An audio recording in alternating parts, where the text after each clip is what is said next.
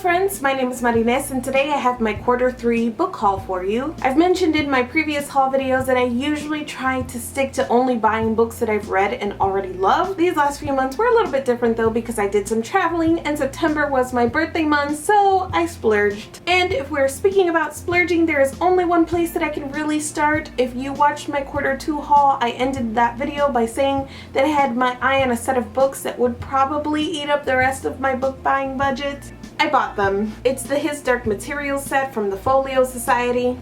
Just look at them. This series is the favorite series of one of my very best friends, Nicole Sweeney. She's talked about the series before on her own channel, and we've had face-to-face conversations about it before, specifically about the feeling of loving so much that you become hesitant to recommend it to others. It reaches that place in your own esteem that you don't want to hear if somebody else doesn't love it as much as you do. I read The Golden Compass and I absolutely loved it. I loved Lyra, I loved Pan, I loved Yorick, but not only that, the world is rich and complex, and it's one of those fictional worlds that, while not perfect, you would probably want to find yourself in, if only to have a demon of your very own. This edition of the books obviously have these gorgeous hardcovers that wrap all the way around, and throughout the books themselves there are these really lovely full color illustrations. Next up is The Subtle Knife, and I liked this one a little bit less than The Golden Compass. A lot of the themes and metaphors that Pullman was exploring in the first book got a little bit too preachy in the second book, and a lot of the elements that I fell in love with in the first book weren't present here in the second. The story moves on, obviously, and it just left me feeling a little bit nostalgic for the things that really worked for me in the first book. On the other hand, we meet Will in this story, and Will, you can see that on this cover it has the knife cut, which is of course significant if you've ever read this book. Thankfully, I ended up really liking the Amber Spyglass and I finished the series on a positive note, and this might be my favorite of the book covers. I know I've talked about the Amber Spyglass before, but there's just something so beautiful about what Pullman says through the story about our responsibility to live our lives to the fullest and see as much of the world as we can. When I read these books, I read them on my Kindle, so I knew that I wanted to buy a set for my personal library. I did some research about covers and editions, and on Philip Pullman's site he actually directed to the Folio Society set, and the rest is history. Throughout these 3 months I've picked up a number of graphic novels. First I have Deadpool Classic Volumes 1, 2, and 3. I've heard very interesting things about Deadpool and about the brand of humor that is kind of throughout this, so that's why I specifically picked this one up. Next I have Fables by Bill Willingham. I bought this solely because I know that it has fairy tale characters kind of living in our world or something along those lines, but it pretty much had me at fairy tale. Next I have Saga Volume 5. I had this pre-ordered, so I've had it for a little bit, but I put it aside because I figured I would reread volumes 1 through 4 before I got to this, but time. I think I'm not gonna be able to do a reread before I pick this up, so I might do that in the next week or two. If you don't know what Saga is about, hello, welcome to BookTube. So glad you could join us. Next I have Sandman Volume 1 by Neil Gaiman and Odyssey by Matt Fraction and Christian Ward. Both of these have been hanging out in my TBR pile since I bought them, and I don't particularly know much about either of them except for this one. It has to do something about dreams and nightmares, and this one is a retelling, reimagining of the Odyssey. Also by Neil Gaiman I have The Sleeper and the Spindle, and this is another fairy tale retelling, reimagining, and I think it has elements of both Snow White and Sleeping Beauty. And it's by Neil Gaiman, so clearly I was just like, bye. Also in this category, my good friend Wendy sent me some things for my birthday because she is the sweetest, and I may have gotten a little teary-eyed when I opened the package and read the card, but that is neither here nor there. She sent me Bitch Planet issue 1, which she's been trying to get me to read this. She thinks that everybody should read this, so she sent me issue 1. She also sent me issue 13 of The Wicked and the Divine. I tried to read volume 1 of The Wicked and the Divine and it was just not my thing. She knows that, but she also felt like this is a good single issue to dip into and that it explores some topics that I would be particularly interested in. So thank you so much, Wendy. I will absolutely get around to reading these, and I will send you an email with all of my feels when I do.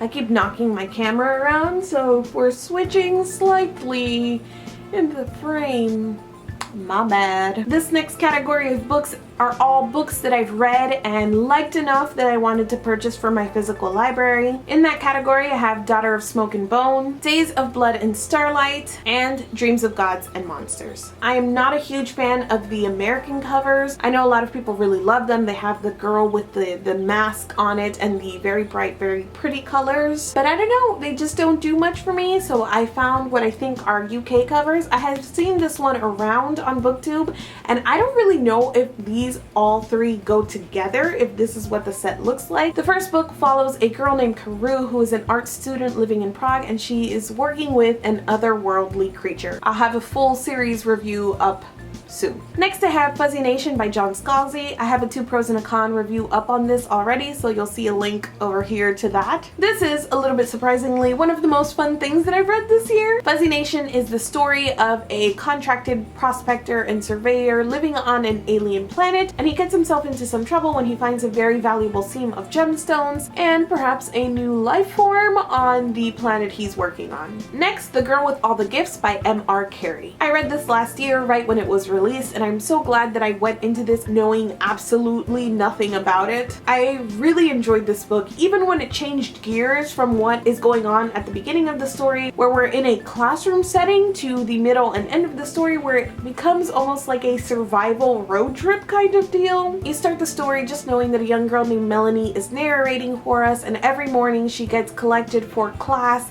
and she is strapped into a wheelchair while a man, Sergeant Parks, holds a gun trained to her. Next, I have Vicious by Ve Schwab, and I also have a 2 pros and a con review up for this one as well. After a kind of slow start, I ended up loving the crap out of this book about 2 roommates who acquire superpowers and end up being arch nemesis, I can never do that correctly, and end up being enemies.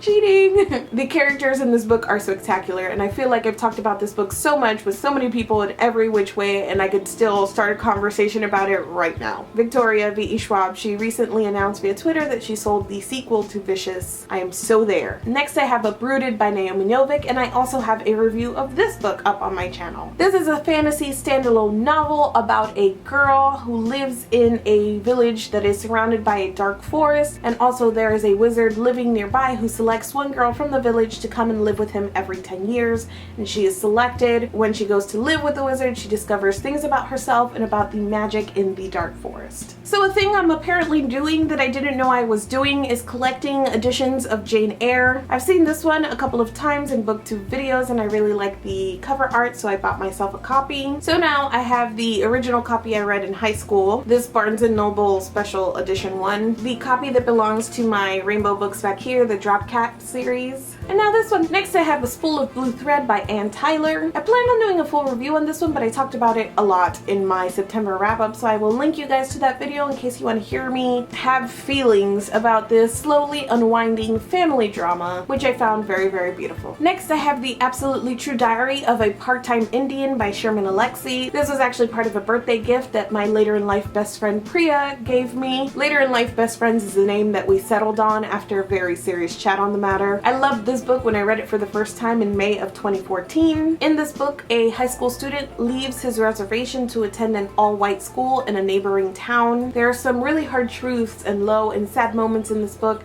but it is a credit to the author that he always tells it in a way that is very laced with hope, and it's all fed to us through the narration of Junior, who is wonderful. If for whatever reason you haven't read this yet, please pick it up. Even if you don't end up loving it, I feel it's one of those books that everyone should experience. Because I had birthday gifts in September, like I said, I stepped out of my usual book buying rules, and I splurged on a couple of things that I haven't read yet, but I am interested in. First is The Chimes by Anna Smale. This is part of my October TBR and was longlisted for the Man Booker Prize. You can't really get it in any other format, or you couldn't when I was looking to purchase it, so I just went ahead and bought it. Next I have The Search for Wandla, and I know very little about the series except for that it is middle grade fantasy, and maybe that the protagonist is raised by a robot. If that is totally wrong, don't even tell me in the comments. I'll find out when I read it. While I was at Barnes & Noble, I saw this collection of Doctor Who stories. There are 2 stories in here, and I bought it. I am a pretty big fan of Doctor Who. We're recapping it right now over on the Snark Squad, but I've never read any Doctor Who stories, and the only reason I picked this up is because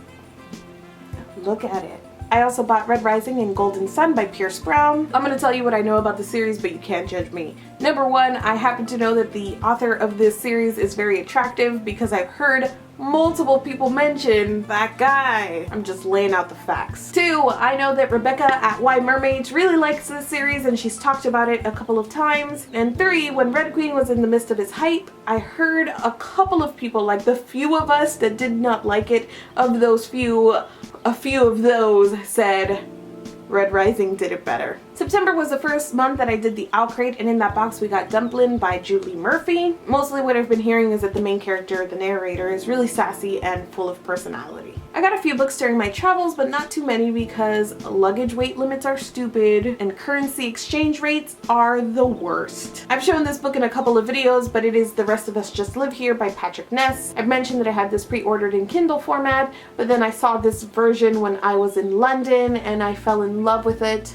because it is beautiful and the yellow pages speak to my soul. I also bought Assassin's Apprentice by Robin Hobb. If you guys follow Sam over at Novels and Nonsense, you know that she's been talking quite a bit about Robin Hobb, and she just did an author spotlight kind of deal on Robin Hobb. So if you want to hear more about this book or this series or this author, I will link you to her video so you can check her out. I also picked up a darker shade of Magic because it was a pretty UK cover to match my Vicious. I picked up a couple of books when I was at VidCon through the book swap, and one was Newt's Emerald by Garth Nix, Clariel by Garth Nix. This was provided by Epic Reads. I'm not sure who brought this one or how I ended up with it, but I also got Naked by David Sedaris, and I know that Matt from Well Done Books was the one who brought this one for the book swap, so thank you, Matt. Those are all of the books that I acquired during July, August, and September. I do have a few more bookish related things that I want to show you. I thought this video was over. Wait, one was a gift, and this is Priya who also gave it to me, and it's Arya Stark, the Pop Funko. Actually, another friend, Sarah, gave me Jon Snow last Christmas, so now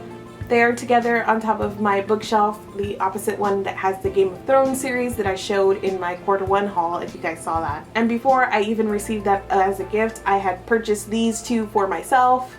Oh, he's his head. 10th and 11th Doctor, and I now have these on top of the Doctor Who book that I bought up on the top of my shelf, and it looks really good. Other bookish related things that I bought are the little magnet bookmarks, and I will leave the link to the person I bought them from on Etsy, whose name I am totally blanking on because I forgot that I wanted to show these. I bought the Lord of the Rings set, and most of these are in books right now, but I also bought the Doctor Who set. Okay, those are all of the books and bookish related items that I acquired over the last quarter. Thank you so much for watching this video, and I will see you guys soon. Matt Smith has no eyebrows. Hi, Mom. Okay, I'll try. Fit it all in the frame. I've seen this one